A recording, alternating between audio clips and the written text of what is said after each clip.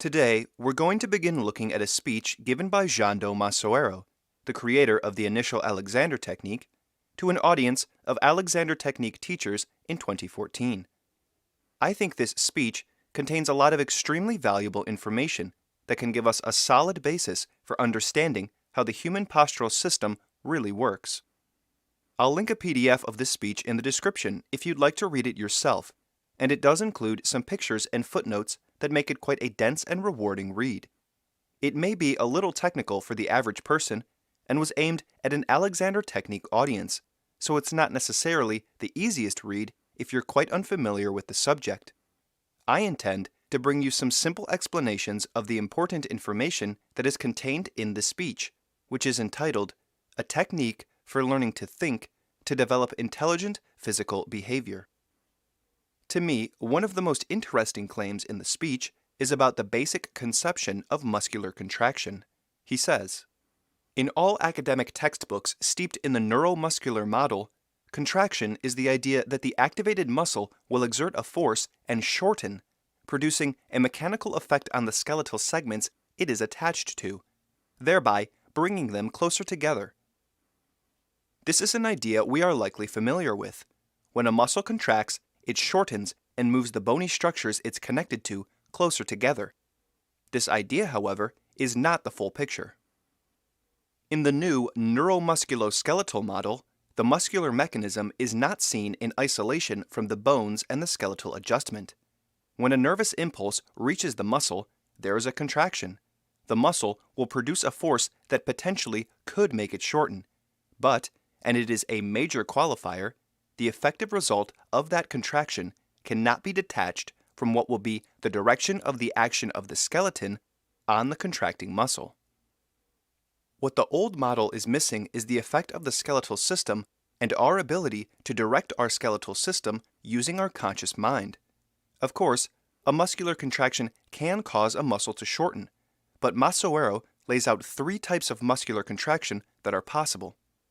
1. A shortening contraction. If the forces transmitted by the skeleton are smaller than the force of the muscle will shorten and bring the parts of the skeleton it's connected to closer together. Or, if the force of the skeleton is in the same direction as the force of the muscle, you'll get the same result.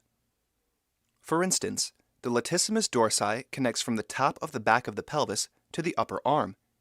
If you engage your latissimus dorsi in a shortening contraction, the muscle will shorten and the arm will move back and down and closer to the body. Not only will the arm move back towards the pelvis, but the back of the pelvis will move forward and up towards the arms. Or you can guarantee a shortening contraction of the latissimus dorsi if you intentionally move your arm back and the back of your pelvis forward while contracting your latissimus dorsi. 2. An isometric contraction. If the forces transmitted by the skeleton are equal to the force of the muscle will not change in size, and the parts of the skeleton the muscle is connected to will not move. To return to our example, if you engage your latissimus dorsi, but you do not allow the arm to be pulled back and in towards the body, nor do you allow the top of the back of the pelvis to go forward and up, the muscle will be engaged but will not shorten. And since the arm and pelvis are not moving, the parts of the skeleton will not be moving closer together. 3. A lengthening contraction.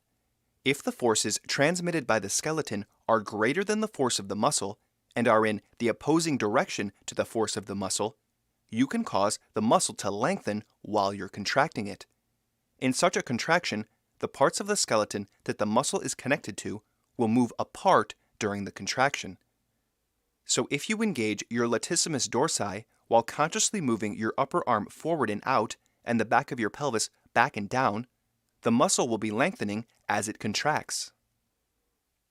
The difference between a shortening contraction, an isometric contraction, and a lengthening contraction is how you move or refuse to move your skeleton during the muscular contraction, so we can control whether we shorten or lengthen our muscles in activity by using our conscious mind to decide how we will move or not move parts of our skeletal system during the activity. People in the exercise world are using lengthening contractions more and more, typically calling them eccentric contractions. but frequently, eccentric contractions are viewed in conjunction with concentric contractions or shortening contractions. A common example is that the first part of a bicep curl is the shortening contraction, and if the weight is not dropped but instead moved down in a controlled way, that will be the lengthening contraction.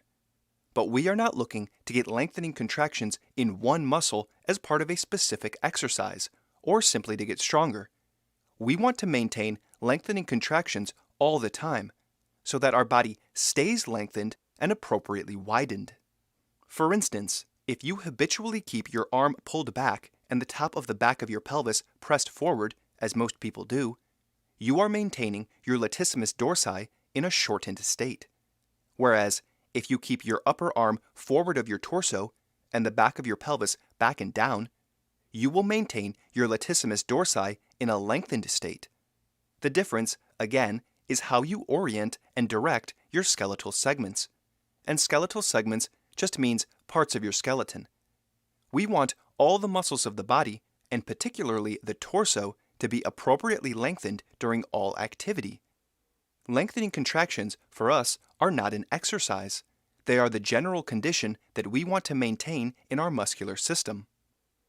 Despite the increasing use of eccentric contractions in exercise and physical therapy settings, if you look at virtually any exercise or medical presentation, most muscles, including the latissimus dorsi, will be depicted in their shortened state and not their lengthened state. I do want to be clear, however, that from Masoero's perspective, lengthening the fascia is much more fundamental to maintaining the torso in its full length and width than lengthening muscles. But irrational shortening contractions in the muscular system can cause problems for our fascia, so they do also need to be considered.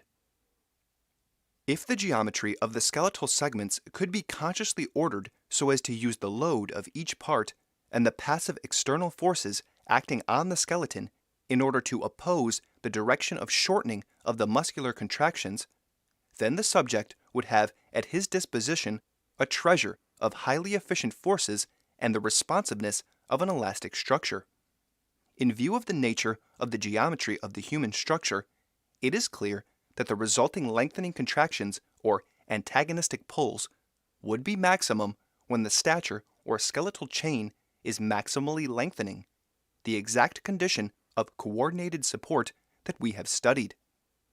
While these contractions would use a lot less energy than the shortening contractions of the habitual reaction, they would be ideal to resist elastically an imposed load, freeing the joints, and to adapt dynamically to control the displacement of a load. Lengthening contractions are understood to generate more force with less energy input.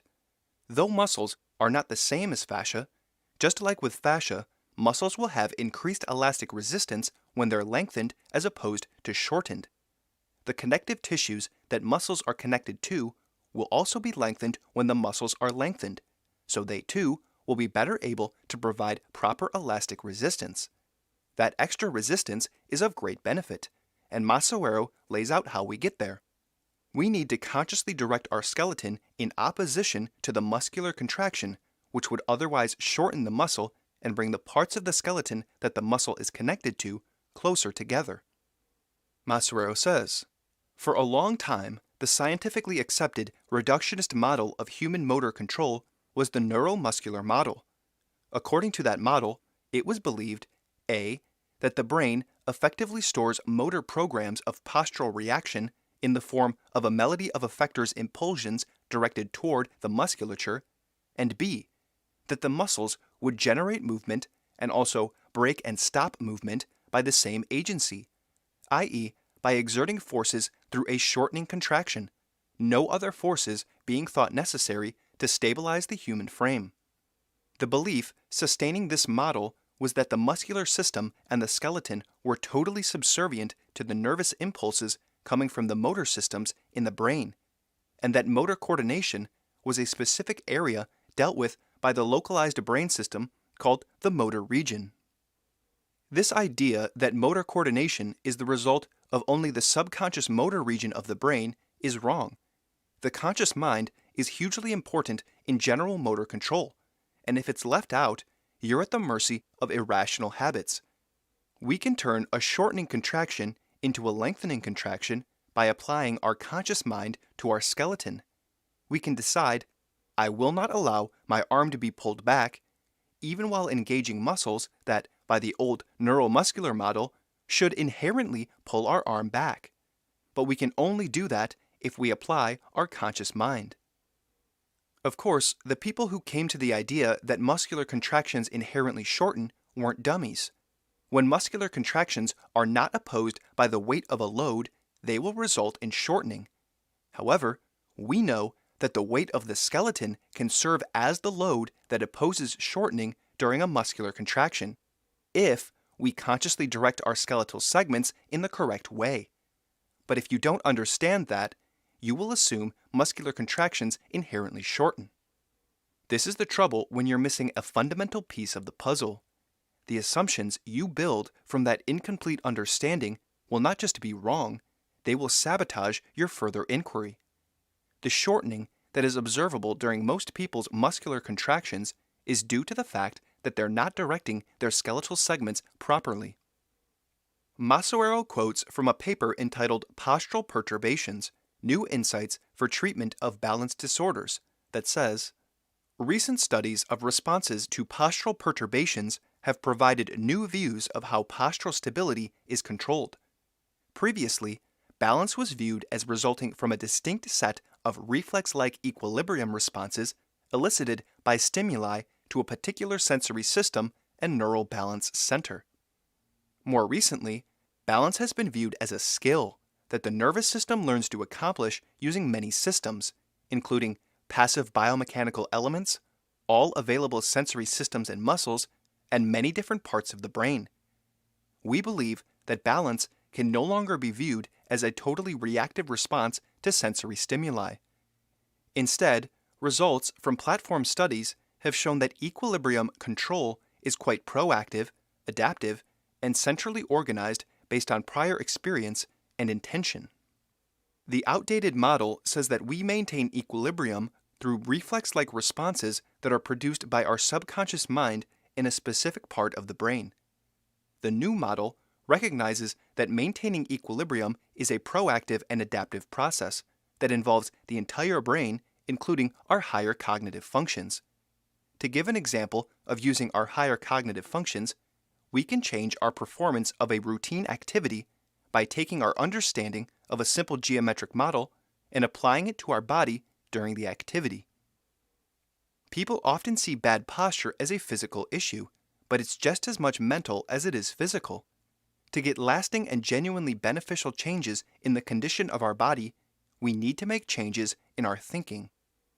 Quoting again from Masoero, "Motus perendo vincitur, movement is conquered by obedience," is the motto chosen by N.A. Bernstein, one of the greatest thinkers of biomechanics, to capture the idea that the fundamental problem our brain has to deal with is to adapt to an ever-changing motor field and to use active muscle force only in the capacity of complementary forces. He made it clear that it is impossible that a fixed neuromuscular program, a postural reflex, could represent an adaptive postural reaction. To be able to truly adapt to novel and complex postural stimulation, we need to use our whole mind. It has been demonstrated that the whole brain and the higher mental functions are involved in the creation of adaptable reactions to postural threats, and are essential to the construction of dexterous movement, particularly in case of unexpected events for which the organism has had no training. Even in so-called instinctive reaction, such as fast postural reaction to perturbation, it has been shown repeatedly that the low-level motor activation, postural tone, necessary for maintaining postural orientation and postural equilibrium is in no way independent of, but, on the contrary, highly dependent on, the cognitive higher functions, decisional attention, mental calculation, and working memory. A quick walk in a psychiatric hospital should suffice to convince anyone that the motor problem requires global thinking, and that global thinking cannot thrive without correct means to plan solutions to the motor problem. As Masoero says, even our quick responses to surprising threats to our equilibrium, which are often thought to be reflexive, can be significantly changed. And this is because our postural reactions are quite dependent on our ability to rationally control and direct our body and its movements. Masoero's conclusion on this point. People do not learn invariant motor programs which are stored in the motor system. Rather, by using more or less their whole brain, and particularly the higher mental functions, they come to different solutions to different motor problems. Very often, these solutions, involving representation of the problem, strategies of balance, understanding the experience of wrong use, are automatized at a very low level of cognitive ability, and constitute a real danger for the individual's functioning and dexterity. The problem is the level at which automatization is taking place. Proposing to establish an automatization of a so-called natural motor program is certainly not the solution for our pupil. It is really part of the essence of the problem, the lack of use of the higher mental functions in the guidance of the postural reaction. We cannot expect that if we merely strengthen and stretch the right muscles, that then our subconscious motor system will use those muscles in the correct way and solve our postural problems for us. We do not possess correct responses to equilibrium challenges that are ready to be automatically spit out. We have to solve challenges to our equilibrium the way we solve other problems, by using our reason and applying our whole mind. Creativity, as the capacity to solve new and evolving problems, is a product of the use of reasoning with concepts, reasoning at the highest level. It is very important to insist on that point. Reasoning to direct and control one's activity is not an innate talent. It rests on the learned capacity to plan and organize psychophysical behavior, with speech as a functional tool. People often want to know when their body will just automatically have good posture. But maintaining your equilibrium in ever-changing circumstances isn't done automatically. It's done creatively, using reason. Postural interventions that do not bring your higher cognitive functions into play will not lead to long-term results, because the crux of the problem is the very fact that people are not using their higher mental functions to guide their postural reactions. Now, I can see how this might sound a little intimidating, but this does not mean you need to be conventionally smart to have good posture. In fact, many highly educated people have horrific posture. The problem is not that people are too dumb to apply their rational mind to their movements, it's that they've never been taught how, and thus do not know how. It's like trying to solve a math problem when you've never been taught math. Your solutions are going to be incorrect and irrational, and incorrect solutions in the body appear as postural dysfunction and pain. As Masoero puts it, the Alexander technique is education. It is remedial work. It is intended for students that are experiencing learning difficulties because of the automatization of their motor solutions. Nearly everyone in modern civilization, whether highly educated or quite the opposite, is experiencing learning difficulties in this sphere of postural regulation. Most people, even highly athletic people, cannot at first follow rather simple directions for postural adjustments because they don't know how to apply their conscious mind rationally to motor problems. They instead have automatized their solutions to such problems at a subconscious and largely irrational level, and as a result, they experience glaring postural problems that often eventually result in poor performance or pain. To bring your conscious, reasoning mind into action, you need a system or a technique for learning to think, to develop intelligent physical behavior, if you will. For that, my recommendation is the Initial Alexander Technique. Initial Alexander Technique lessons are designed to bring one's higher cognitive functions into play, to succeed in solving increasingly complex postural problem-solving games. Your skill in overcoming these equilibrium challenges will increase because your understanding of how to direct the movements of the parts of your body will improve, and you will learn to recognize, understand, and then outsmart your postural problems. As your skill increases, the problem-solving games that your teacher will present to you will become more difficult. Soon enough, an activity that it once seemed impossible to maintain your balance during will pose very little threat to your equilibrium, because you will know how to rationally direct your motor system so as to adapt to such a threat. In a sense, initial Alexander technique lessons teach very basic skills that most people in modern civilization need only because we've never developed our ability to consciously guide our physical activity, and have instead relied on automatized responses that, as I've said, are largely irrational. And the irrationality of those responses is evident in the poor postural condition of basically everyone in modern civilization. These general basic skills that are learned in initial Alexander technique lessons can be applied everywhere in your life, whether it's something simple like bending down to pick something up or sitting into a chair, or something more complex like playing a violin or giving a speech. As Masoero, the creator of the initial Alexander technique, said, this is remedial work, but it opens up a whole realm of possibilities when one is no longer hindered by such basic functional motor problems.